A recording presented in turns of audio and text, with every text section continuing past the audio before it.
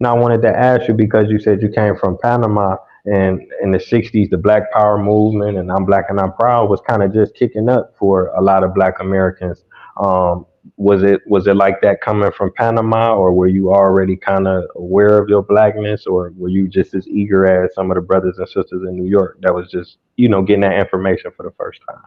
Well, I was aware of it at home, hanging out with my father, my grandfather, and they were Garveyites, because Marcus Garvey, he trotted all over Panama. He came to all the plantations, all the banana plantations, especially here, because my ancestry goes back to Jamaica and Barbados. So my grandparents came to Panama during the building of the Panama Canal. So they were known as the diggers. They dug up that canal with picks and shovels. A whole bunch of us got destroyed, in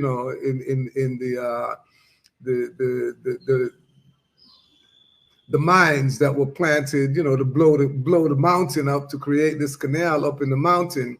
So, but growing up in a Garvey household with my father and seeing, what was left of the Garvey movement during my time, the bakery, he set up bakeries, he set up newspaper, he came to really let these folks know, my people on your banana plantations, you got to do better. Same like when he came to Harlem and he went to the U.S. and he went down south and met with the Klan and said, no, we stand for the same thing you stand for. We want separation. So let's shake hands and let's separate. You don't have to be carrying on with this other stuff. So yeah, there was that seed had been planted, at home. And so going to New York now, I'm like finally pretty much, got my chance to be on the front line, which is something I experienced pretty much before I left. Something happened in Panama in 1964, January 1964.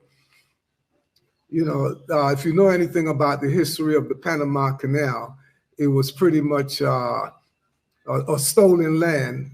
Panama was a part of Colombia, and the U.S. wanted to build the canal, and the Colombian government didn't want to allow them to build it because they wanted control of everything during the building, after the building, and a lease in perpetuity. So the government was standing for that. And so they instigated an uprising against the Colombian government for Panama to get its independence. The big stick guy, Roosevelt, blockaded the sea. The Navy couldn't come in to put it down. And they signed the lease the next day after the independence.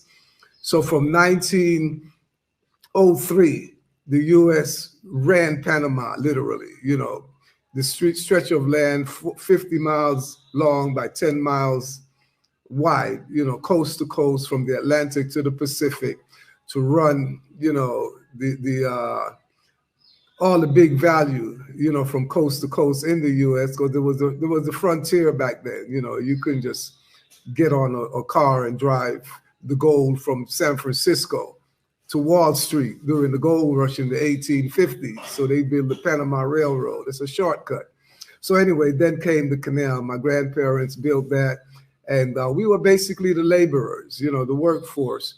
But during that January of 1964, there was a student uprising in Panama.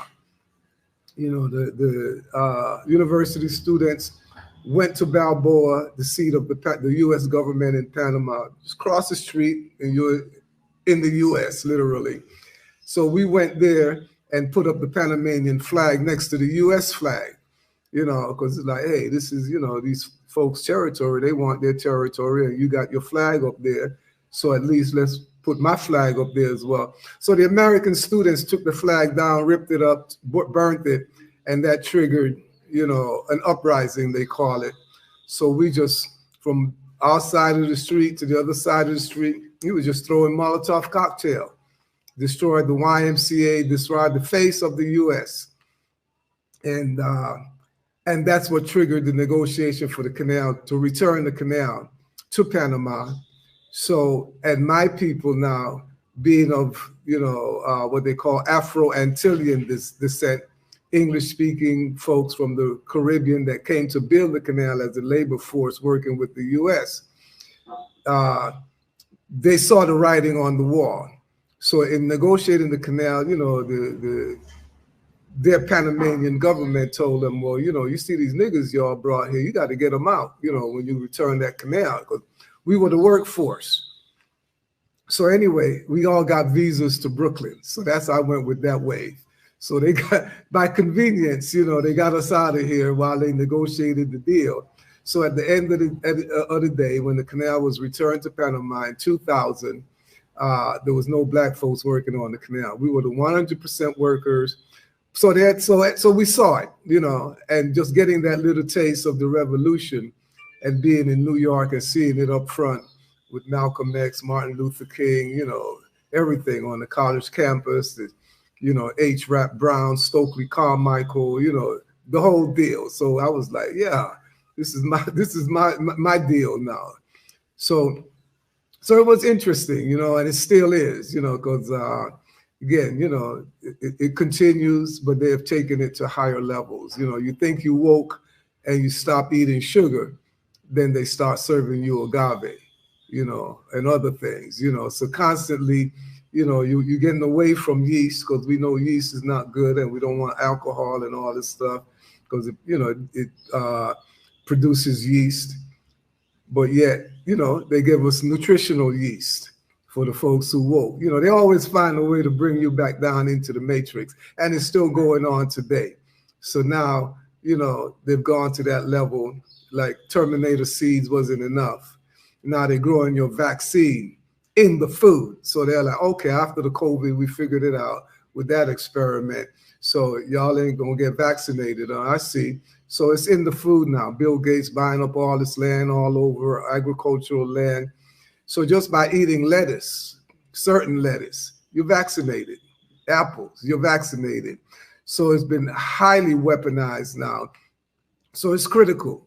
It's important that we mine our plate, mine our plate. And, on that note, I got to give thanks to Michelle Obama for changing the USDA, food and nutrition guideline from the pyramid to my plate, my plate. So, and it's interesting, because this is what I've been teaching ever since 1969, and my company landed in Harlem in 1979, incorporated sun-fired foods.